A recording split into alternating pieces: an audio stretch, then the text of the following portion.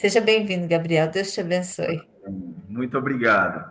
Bom, é um prazer enorme estar com vocês. Meu nome é Gabriel Croscopi.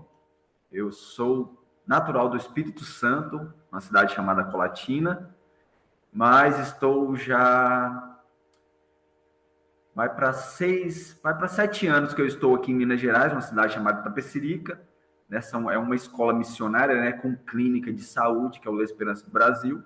Mas no meio desse período, dessa temporada, eu fiquei 1 ano no Amazonas, também em missão, trabalhando numa escola adventista lá. Aí retorno agora para o La Esperança e já estou há 9 meses aqui de volta. Então tem sido um prazer estar aqui no La Esperança, cuidando de pessoas. E quando as pessoas vêm, né, como a Roseli veio, já se torna uma família do La Esperança, e isso é muito legal, porque além de sermos uma escola missionária e uma clínica, aqui é um local muito familiar. Então hoje nós estamos com 6 famílias praticamente, né, com filhos, pai, mãe. Então é um lugar muito familiar e é muito legal. E o convite está dado, né? Além da horta, eu tenho um projeto aqui, eu trabalho com um curso missionário, que é um curso que não sei se você lembra, Roseli, tinha alguns alunos aqui quando você veio. E esses alunos, eles passam um período de 6 meses, que agora começamos em janeiro, na verdade é em fevereiro, e eles ficam até no início de agosto se preparando para fazer tratamentos naturais, para trabalhar com a igreja em evangelismo público, também em estudos bíblicos, e sim, é bem vasto, né? É bem amplo aqui o que se aprende aqui no La Esperança. E graças a Deus tem sido uma grande bênção esse lugar aqui. Bom, então vamos falar um pouquinho da palavra de Deus. Essa noite aqui no La Esperança, nós tivemos a presença do nosso pastor, né? Aqui também no La Esperança nós temos uma igreja adventista. Nós somos um grupo organizado da Igreja Adventista do Sétimo Dia e estamos construindo uma igreja. Já começou a chegar as ferragens, já começou a chegar as coisas, então já estamos começando. Esperamos, em nome de Jesus, que daqui no máximo 2 meses já temos o nosso templo construído e vai ser uma coisa mais linda, vai ser uma bênção para a honra e glória de Deus. E o nosso pastor, ele começou uma série de vigílias. Então, nós tivemos uma no mês passado, uma vigília que foi na Central de Catalão, que é uma cidade próxima. E agora, né, nesta noite, nós tivemos uma vigília aqui no La Esperança. Eu tive a oportunidade também de passar a mensagem. Eu gostaria de compartilhar apenas uns detalhezinhos de que eu compartilhei com os irmãos aqui atrás, aqui na nossa escola.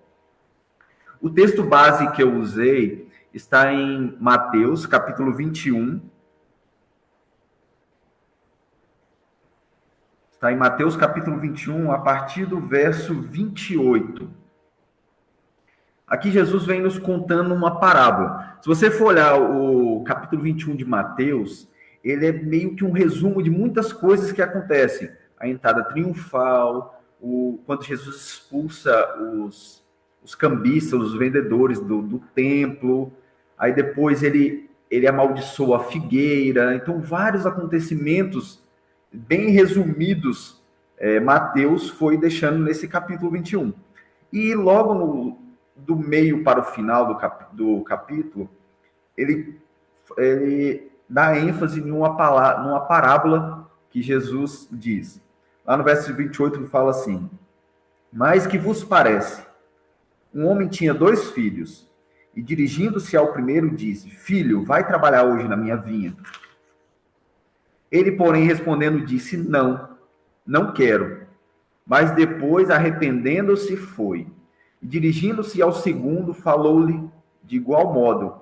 E respondendo ele, disse: eu vou, Senhor. E não foi. Então aqui, nessa parábola, Jesus vem dando ênfase em 2 pessoas, em 2 grupos de pessoas. Aqueles que falavam que não queriam nada com Deus, não queriam fazer a obra de Deus, não queriam declaradamente, né, estavam vivendo um mundo, vivendo as coisas do mundo, mas por um momento de arrependimento, eles decidiram voltar atrás e começar a fazer uma obra, começar a fazer a vontade de Deus.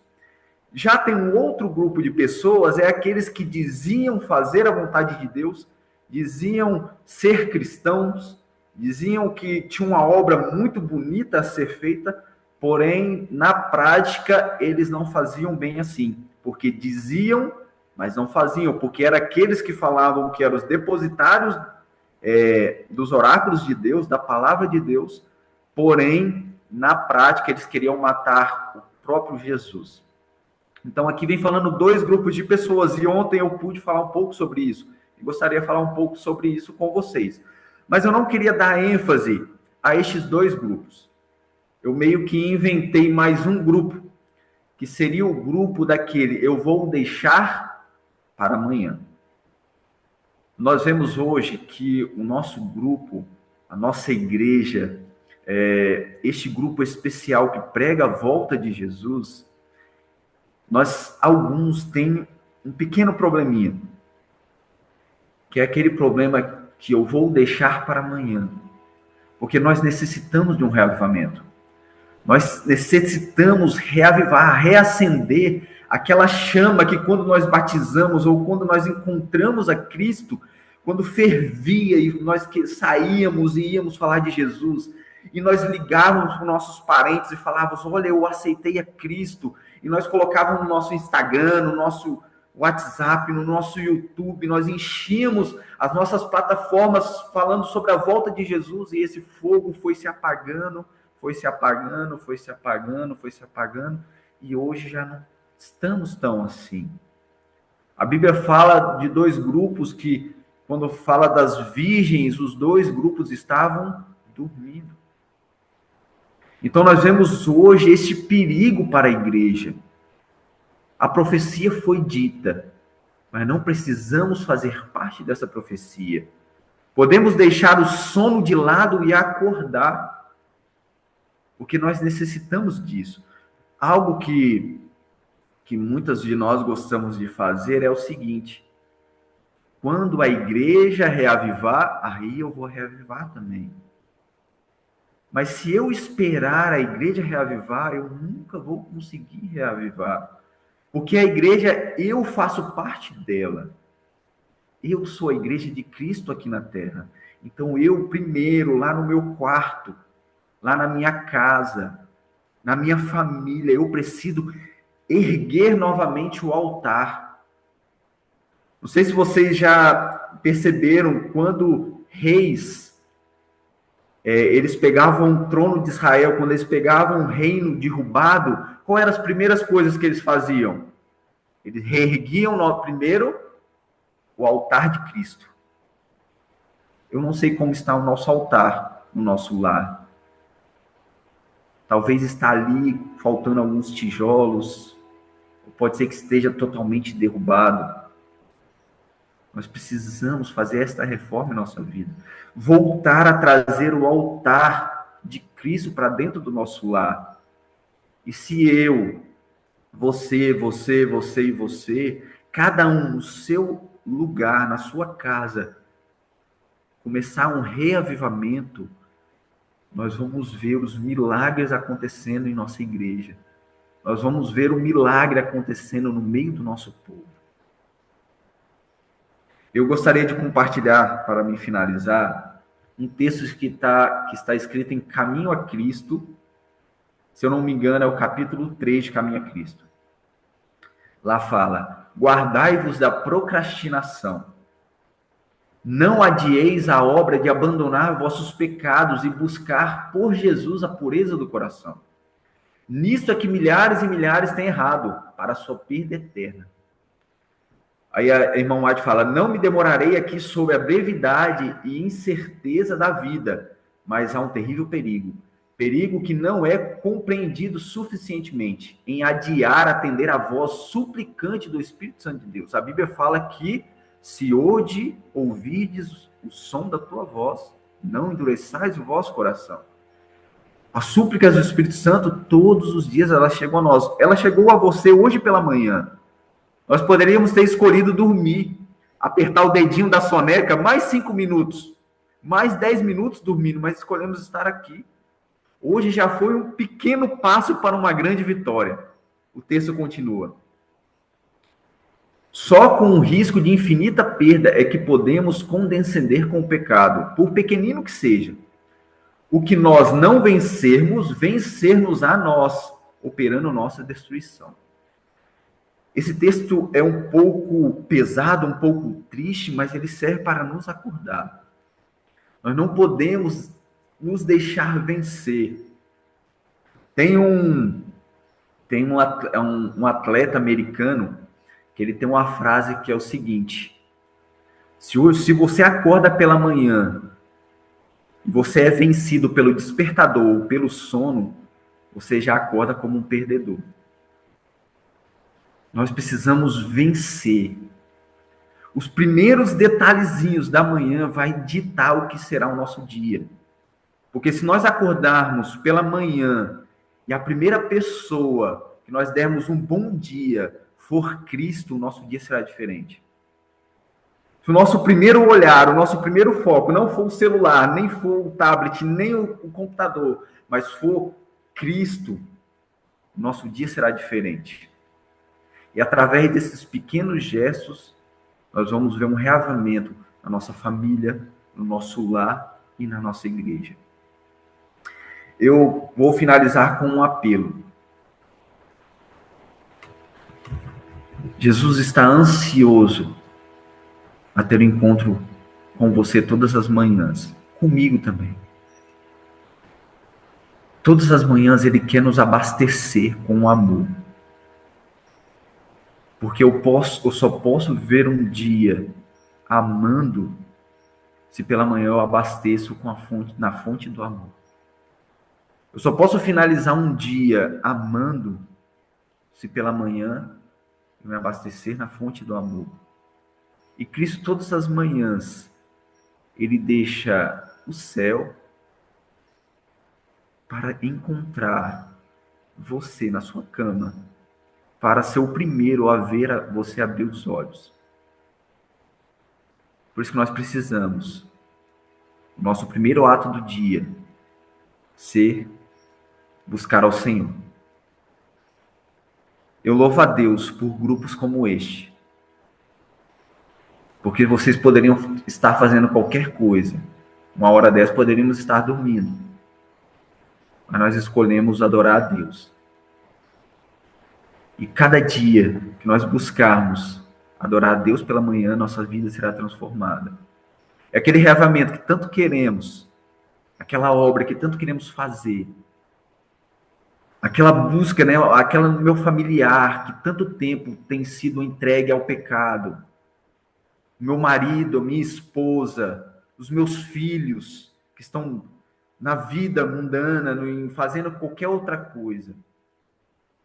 Nós buscarmos o Senhor todos os dias pelas manhãs, eles serão entregues a Cristo em nome de Jesus.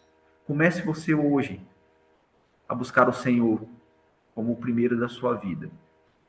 Eu vou contar uma pequena história e eu finalizo com ela.